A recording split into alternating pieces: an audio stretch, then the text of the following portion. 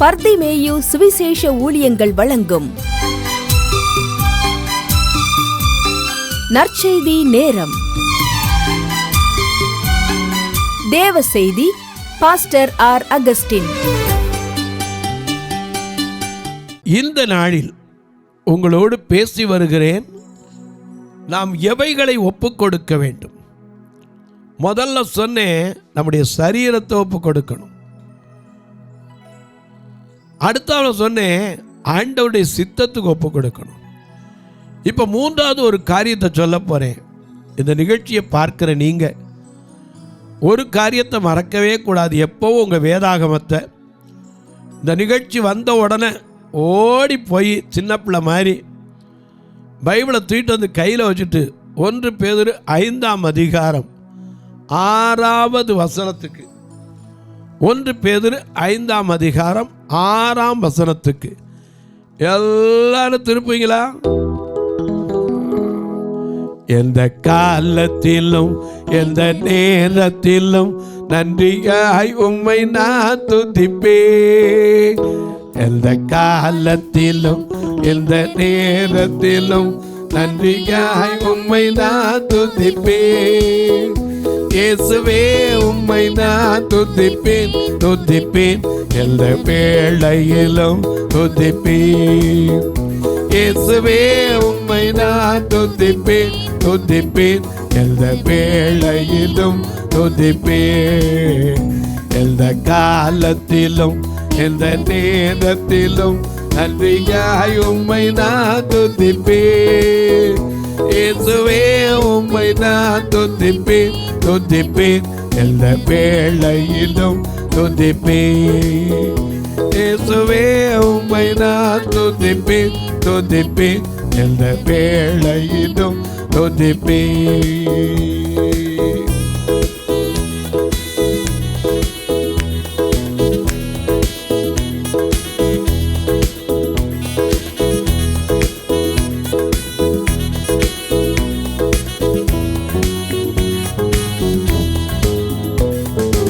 ஆதியும் நீரே, அந்தமும் நீரே, ஜோதியும் நீரே, என் சொந்தமும் நீரே.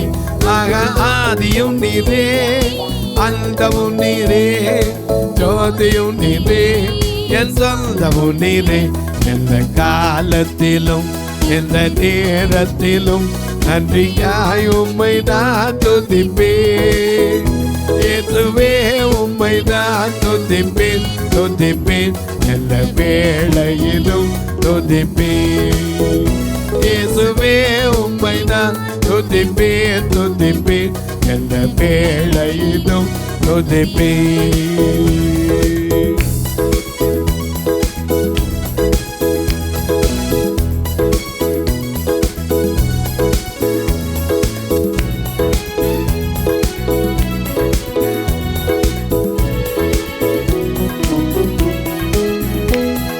வாழ்விலும் நீரே, தாழ்விலும் நீரே, பாதையும் நீரே, என் பாதையும் நீரே.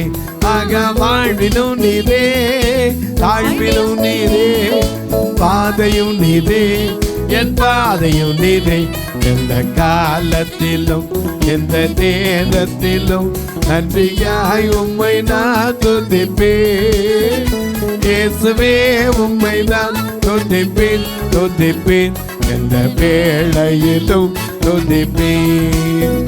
இயேசுவே உம்மை நான் துதிப்பேன், துதிப்பேன். எந்த வேளையிலும் துதிப்பேன்.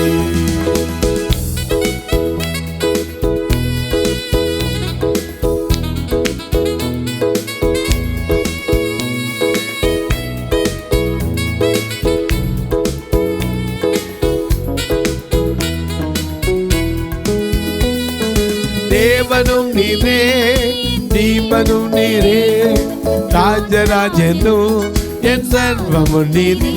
ஆக தேவனும் நீரே, தீபனும் நீரே, ராஜராஜனு என் சர்வமும் நீரே.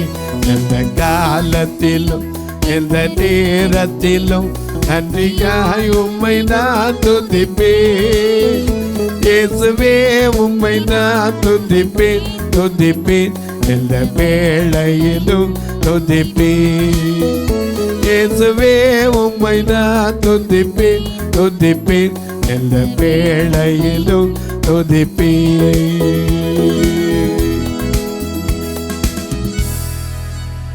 எல்லாம் எடுத்திருப்பீங்க. 1 பேதுரு 5ஆம் அதிகாரம் 6ஆம் வசனம். ஆகையால் ஏற்ற காலத்திலே தேவன் உங்களை உயர்த்தும்படிக்கு அவருடைய பலத்த கைக்குள் அடங்கி இருங்கள். காலத்திற்கு ஒப்பு கொடுங்க. ஏன்னா ஒவ்வொன்றுக்கும் ஒரு காலம் இருக்குங்க, மறந்துடாதீங்க. பிரசங்கி சொல்லுகிறான், பிறக்க ஒரு காலம் உண்டு, இறக்க ஒரு காலம் உண்டு, சேர்க்க ஒரு காலம் உண்டு, செலவழிக்க ஒரு காலம் உண்டு, அழ ஒரு காலம் உண்டு, நகைக்க ஒரு காலம் உண்டு, புலம்ப ஒரு காலம் உண்டு, நடனம் பண்ண ஒரு காலம் உண்டு, மௌனமாய் இருக்க ஒரு காலம் உண்டு, பேசுவதற்கு ஒரு காலம் உண்டு. தேவன் சகலத்தையும் அதினதின் காலத்தில் நேர்த்தியாய் செய்திருக்கிறார். அதனால ஏற்ற காலம் வரும் வரைக்கும் காலத்திற்கு ஒப்பு கொடுத்து காத்திருக்க நம்மால முடியுதா? இன்னைக்கு அப்படி முடியாதனால தான் அநேக வாலிப பிள்ளைகள் தங்கள் வாழ்க்கையில் சீர்கெட்டு போவதற்கு காரணம். ஏன்னா பெற்றோருடைய கடமை என்னது? அன்ன வஸ்திர விவாக கடமை. ஆனால் இன்னைக்கு பிள்ளைகளுக்கு அன்ன வஸ்திரம் கொடுக்குறோம், ஆனால் விவாக கடமையை மட்டும் அப்பா அம்மா செய்ய விடுறாங்களா? செய்ய விட. ஏன்னா கையில் ஒரு ஃபோன் வந்துருச்சு, உடனே தனக்கு அப்படி என்னமோ தான் பெரிய தேர்ந்தெடுத்த மாதிரி தேர்ந்தெடுத்து இன்னைக்கு கடைசியில் எத்தனை பேர் வாழ்க்கையில் பிரிந்திருக்கிற என் அன்பு சகோதரிகள், என் அன்பு சகோதரர்கள் எல்லாருக்கும் சொல்லுவேன், நல்ல கவனிங்க. ஏற்ற காலம் வரும் வரைக்கும், அவர் ஏற்றதை தரும் வரைக்கும் நம்ம அடங்கி இருக்க முடியுதா? இருக்கிற இடத்துல இருக்கிற இடம் விதமாக இருந்தால் இருக்கிறதெல்லாம் ஒழுங்காக தான் இருக்கும். நம்ம இருக்கும்போது ஒழுங்காக இருக்கிறது இல்லை. சில நேரத்தில் பாருங்க, காலம் வரும் முன்னே பிசாசு கூட கேட்டுச்சு, இயேசுவை பார்த்து கேட்டுச்சு. மார்க் 5ஆம் அதிகாரத்தில், உன்னதமான தேவனுடைய குமாரனே, உமக்கும் எனக்கும் என்ன, காலம் வருவதற்கு முன்னே ஏன் எங்களை வேதனைப்படுத்துறீர்? காலம் வரல, ஒரு காலம் வரப்போது. பிசாசு என்ன செய்வார்? ஆக்கினை கட்டி வச்சிருக்கார், அதுக்கு ஒரு நாள் வருது, ஆக்கினைக்குள்ள தீர்க்கிற நாள். எல்லாவற்றுக்கும் ஒரு காலம் உண்டு. உன் வாழ்க்கையில் கண்ணீரை துடைக்க ஒரு காலம் உண்டு, கழிப்பை காண வைக்க ஒரு காலம் உண்டு, வேதனை தீர்க்க ஒரு காலம் உண்டு. காலத்துக்கு ஒப்பு கொடுத்துருக்கிறோமா? உதாரணம் உங்களுக்கு சொல்கிறேன் ஒரு காரியத்தை. யோவான் எழுதின சுவிசேஷம் 2ஆம் அதிகாரம் பல முறை படித்திருக்கீங்க.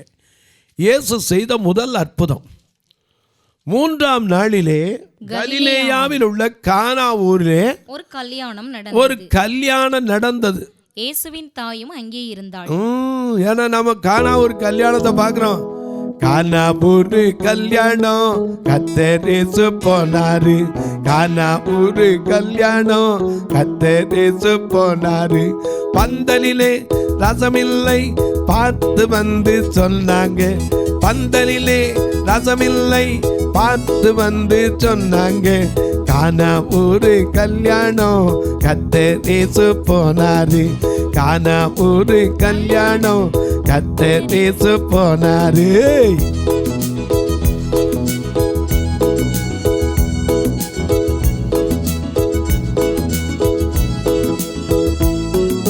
சீசரும் அவ தாயும் கூட அழைக்கப்பட்டாங்க, இயேசுவும் அவ தாயும் கூட அழைக்கப்பட்டாங்க.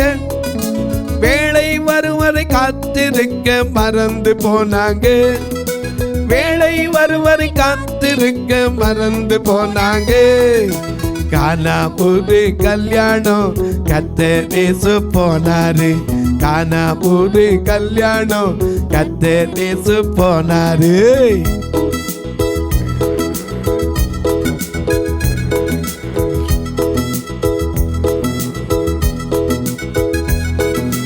இயேசு அவரிடத்தில் வந்து ரசமில்லை என்று இயேசுவின் தாய் அவரிடத்தில் ரசமில்லை என்று குறையை தீர்க்க அவரிடத்தில் வேண்டிக் கொண்டாங்க. குறையை தீர்க்க அவரிடத்தில் வேண்டிக் கொண்டாங்க. கானா ஒரு கல்யாணம் கர்த்தர் இயேசு போனாரு. கானா ஒரு கல்யாணம் கர்த்தர் இயேசு போனாரு.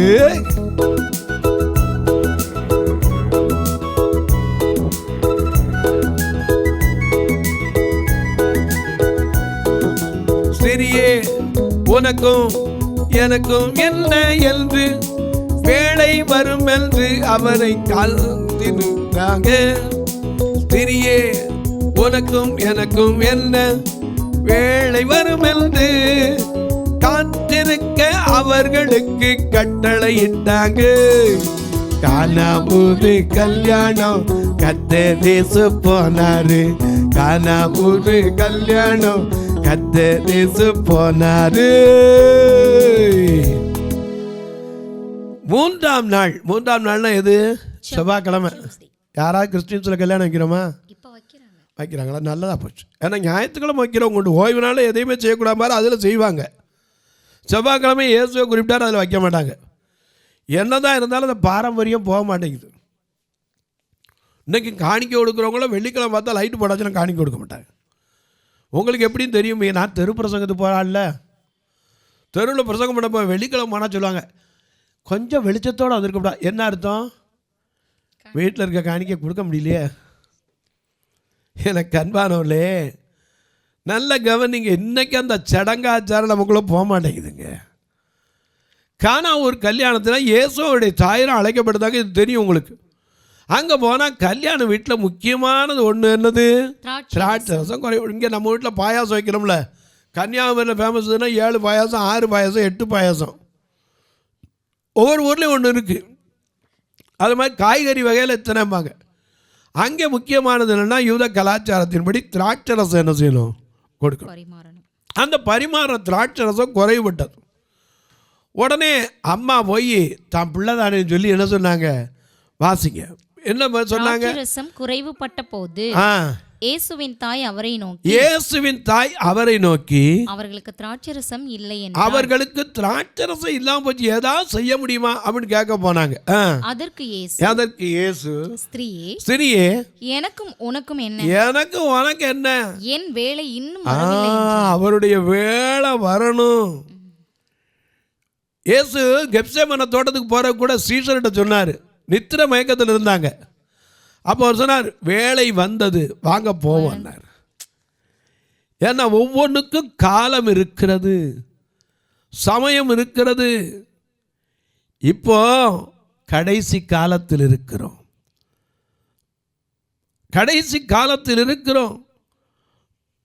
ஆண்டவர் கொடுத்துருக்க தருணத்தில் கொஞ்சம் கொஞ்சமாக நடந்துக்கிட்டே வருது.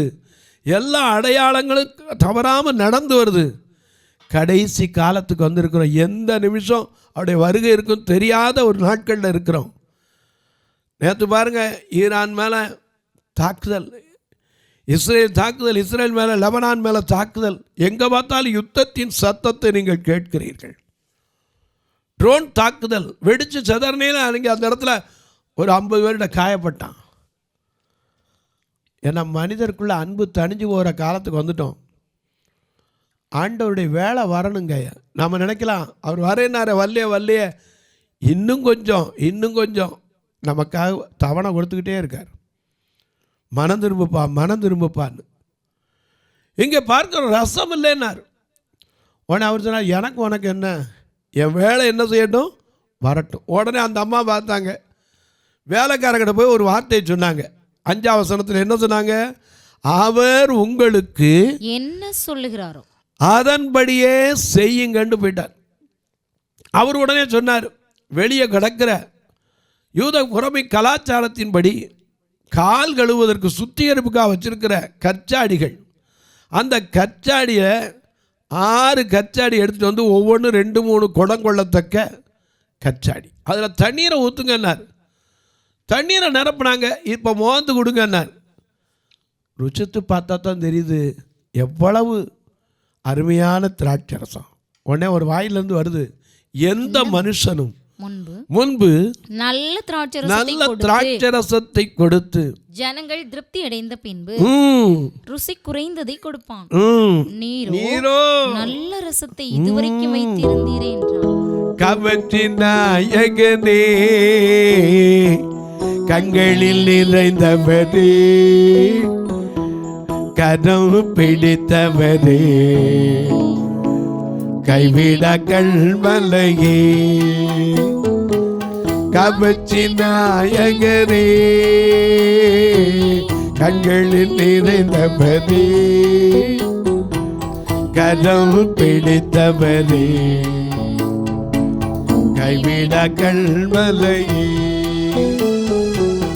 உமக்கு ஸ்தோத்திரம், உமக்கு ஸ்தோத்திரம், உமக்கு ஸ்தோத்திரம், உமக்கு ஸ்தோத்திரம், உயிருள்ள நாளெல்லாம் உமக்கு ஸ்தோத்திரம், உமக்கு ஸ்தோத்திரம், உமக்கு ஸ்தோத்திரம், உயிருள்ள நாளெல்லாம் உமக்கு ஸ்தோத்திரம்.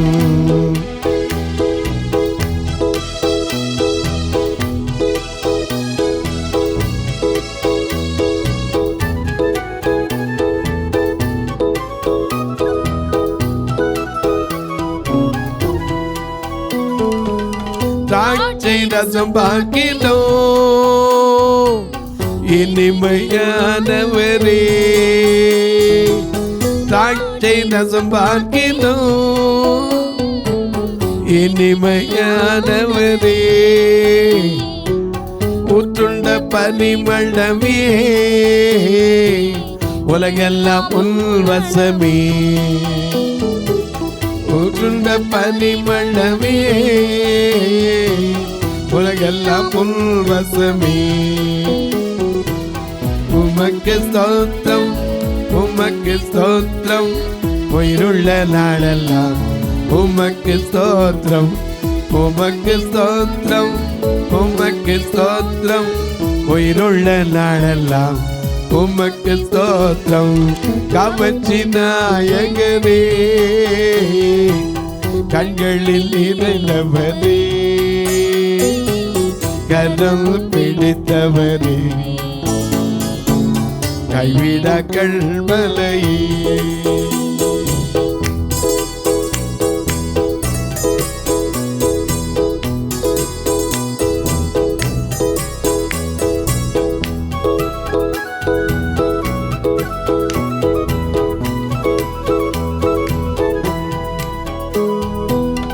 எல்லை இழுத்து கொள்ளோ ஓடி வந்திடுவே, எல்லை இழுத்து கொள்ளோ ஓடி வந்திடுவே, அறையில் அழைத்து செல்லோ மகிழ்ந்து களி கூறுவே, அறையில் அழைத்து செல்லோ மகிழ்ந்து களி கூறுவே. உமக்கு ஸ்தோத்திரம், உமக்கு ஸ்தோத்திரம், உயிருள்ள நாளெல்லாம் உமக்கு ஸ்தோத்திரம், உமக்கு ஸ்தோத்திரம், உமக்கு ஸ்தோத்திரம், உயிருள்ள நாளெல்லாம் உமக்கு ஸ்தோத்திரம். கவர்ச்சி நாயகன். அடுத்த நிமிஷம் பார்க்கிறான், எந்த மனுஷனும் முதல்ல நல்லதை கொடுத்துட்டு பின்னாடி என்ன செய்வான்? ஆனா நீரோ நல்ல ரசத்தை இதுவரைக்கும் வைத்திருந்தீரே. ஆமா, அதான் கவர்ச்சி நாயகன். அத்தனை பேருடைய கண்களை அவர் தான் நோக்கமா இருந்துச்சு. இதோ போல இயேசு மேல எல்லாருடைய கண்களும் ஒரு இடத்துல நோக்கமா இருந்துச்சு. என்ன தெரியுமா? லூக்கா எழுதின சுவிசேஷம் 4ஆம் அதிகாரம் 18ஆம் வசனத்திலிருந்து பாருங்க. கர்த்தருடைய ஆவியானவர், அவர் இயேசு அங்கே ஆலயத்துக்கு வருகிறார். அங்கே அவர் கையில புஸ்தகம் கொடுக்கப்படுகிறது.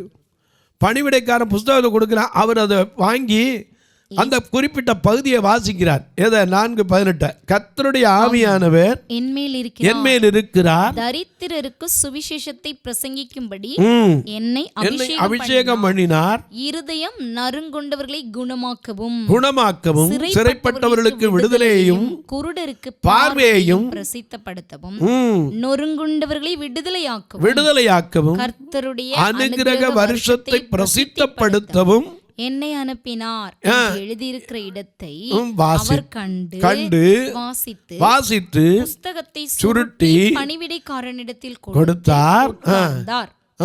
ஜெப ஆலயத்தில் உள்ள எல்லாருடைய கண்களும் அவர் மேல் நோக்கமாய் இருந்தது. ஏன்னா அவர் கவர்ச்சி நாயகர். ஆமென். எனக்கு கண்வானவர்களே, அவர் சொன்னார், உனக்கு எனக்கு என்ன, என் வேலை வரட்டும்னார். வேலை வந்த உடனே தான் அத்தனை பேரும் பார்த்து சொன்னா, இதுவரைக்கும் கடைசி வரைக்கும் நல்ல ரசத்தை வச்சிருக்கார். ஆண்டவருடைய வேலைக்கு ஒப்பு கொடுத்து காத்துருங்க. நான் காத்திருந்ததுனால தான் சொல்கிறேன். எனக்கு 2 வயசில் கண்ணு போச்சு. எல்லா சொந்தக்காரனும் கைவிட்ட போதும் காத்திருந்தேன். ஏன்னா அவர் என்னை எப்போ எடுத்து பயன்படுத்துவார்னு காத்திருந்தேன். கர்த்தருக்கு காத்திருக்கிறவளோ புது பலன் அடைந்து கழுகளைப் போல செட்டைகளை எடுத்து உயர எழும்புவார்கள். ஓடினாலும் நடந்தாலும் சோர்ந்து போக மாட்டாங்க. அவருடைய காலத்துக்கு நம்ம காத்திருக்கிறதுல இன்னைக்கு பிள்ளைகள் அவசரப்பட்டு எடுக்கிற தீர்மானம். ஏன்னா அவர் உனக்குன்னு ஒன்றை குறிச்சிருப்பார். யோபு சொல்றாரு, எனக்கு குறித்திருக்கிறதை அவர் நிறைவேற்றுவார். இப்படிப்பட்டவர்கள் இன்னும் அநேகம் அவரிடத்தில் உண்டு. எல்லாத்தையும் இழந்தால் நம்பிக்கை இழக்காமல் இருக்கானே. இன்னைக்கு உனக்குள்ள ஏன் அந்த நம்பிக்கை? அவசரப்பட்டு நீயே தெரிந்தெடுத்துக்கிற. தாய் தப்பனுடைய கடமையை செய்ய விடுங்க. அன்ன வஸ்திர விவாகம் செஞ்சு வைக்கணும் கடமை. ஆனால் இன்னைக்கு நீங்களே சில காரியத்தை தவறாக போய் எனக்கு இவர் தான் எனக்கு அவர் தான் முடிவெடுத்து இன்னைக்கு எத்தனை டைவர்ஸ், எத்தனை பேருடைய வாழ்க்கையில் நிம்மதி இல்லாமல் இருக்கிறீங்க. ஆண்டவருடைய காலத்துக்கு ஒப்பு கொடுங்கப்பா. தொலைக்காட்சியில் பார்க்கிற என் அன்பு மக்களே, முதலாவது சொன்னேன் சரீரத்தை ஒப்பு கொடுக்கணும். 2வது சொன்னேன் ஆண்டவருடைய சித்தத்துக்கு ஒப்பு கொடுக்கணும். இப்போ 3வது என்ன சொல்லிருங்க? காலத்திற்கு ஒப்பு கொடுக்கணும். ஏற்ற காலம் வர வரைக்கும் இருந்தானே ஆபிரகாம், ஒப்பு கொடுத்து காத்திருந்தானே, அவன் வெட்கப்பட்டு போனானா? எனக்கு கண்பானவர்களே, ஒவ்வொருத்தருக்கும் என்ன தேவை, எப்போ தேவை, எவ்வளவு தேவை எல்லாம் அவர் அறிந்திருக்கிறார். நாம் ஐயோ என்ன செய்வோம் என்ன செய்வோம் கவலைப்பட வேண்டியதே இல்லை.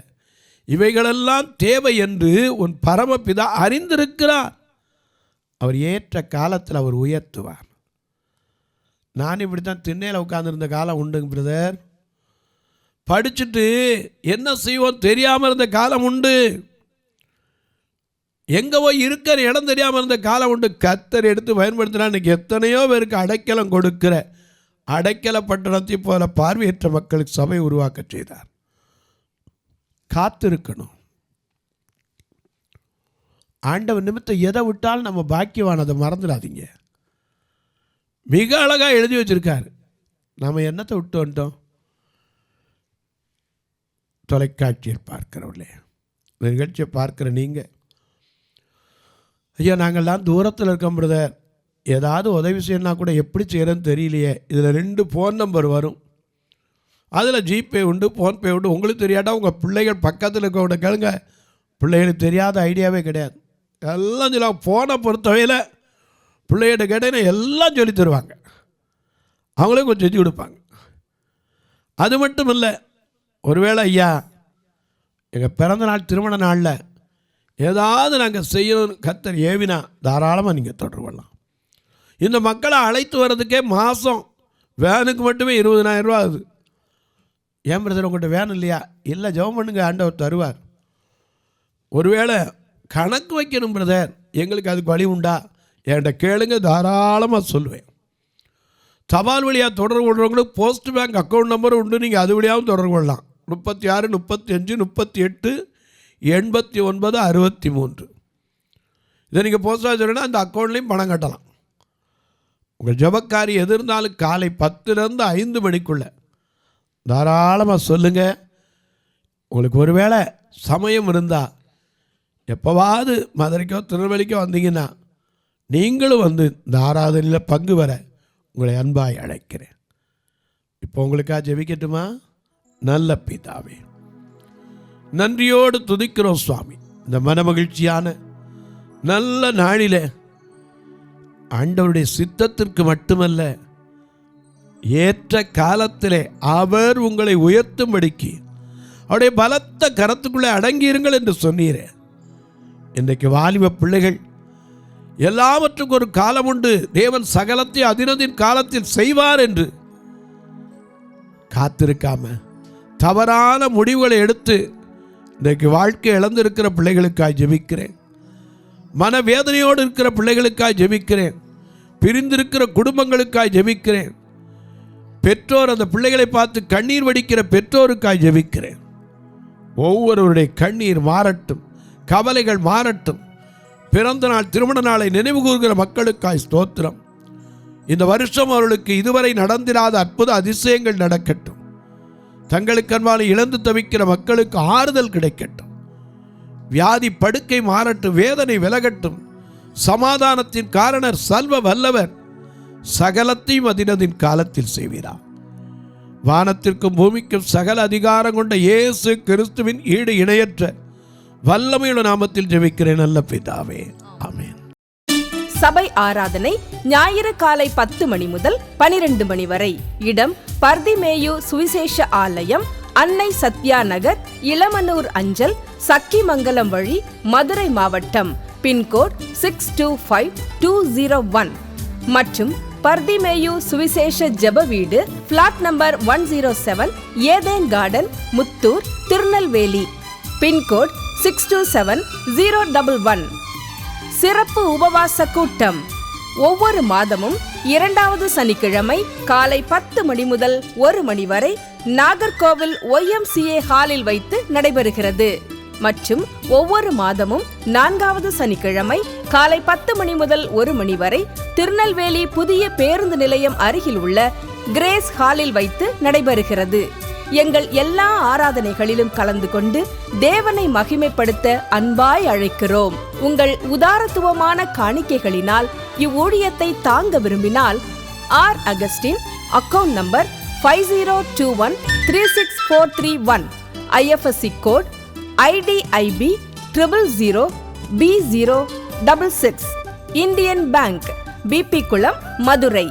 ஜிபே நம்பர் 9842181917, BGM மினிஸ்ட்ரீஸ் மற்றும் 9442559772, பிளைண்ட் மினிஸ்ட்ரீஸ் அகஸ்டின். உங்கள் தொடர்புக்கு பாஸ்டர் ஆர் அகஸ்டின், பர்திமேயு சுவிசேஷ ஊழியங்கள், நாகமலை, புதுக்கோட்டை, மதுரை 625019. தொலைபேசி எண்கள் 9842181917 மற்றும் 9442559772. கர்த்தர் தாமே உங்களை ஆசீர்வதிப்பாராக.